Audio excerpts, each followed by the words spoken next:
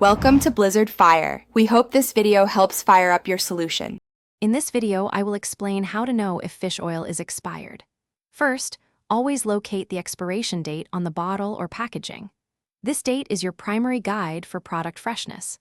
Expired fish oil can lose its effectiveness, meaning you won't get the full benefits of its omega-3 fatty acids. More importantly, consuming rancid fish oil can cause digestive upset and other undesirable effects. Let's dive into the key indicators. One of the most reliable indicators of expired fish oil is its smell. Fresh fish oil should have a very mild, slightly fishy, or even no discernible odor. If you open the bottle and are hit with a strong, pungent, or distinctly rotten fish smell, it's a clear sign of rancidity. Trust your nose. If it smells bad, it likely is bad, and you should discard it immediately. If you're finding this video helpful, please consider subscribing and giving it a like. Quick recommendation: just like keeping your fish oil fresh, staying hydrated is key for overall wellness.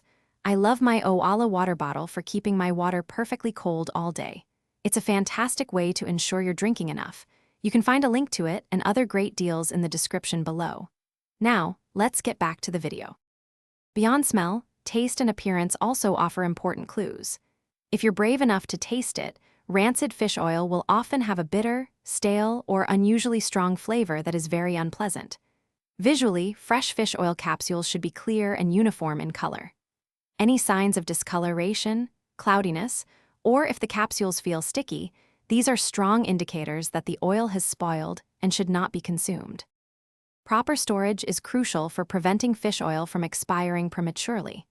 Always store your fish oil in a cool, dark place, away from direct sunlight and heat, which can accelerate oxidation. For liquid fish oil, refrigeration can significantly extend its shelf life. Additionally, always ensure the bottle is tightly sealed after each use to minimize exposure to air, which is a major contributor to rancidity.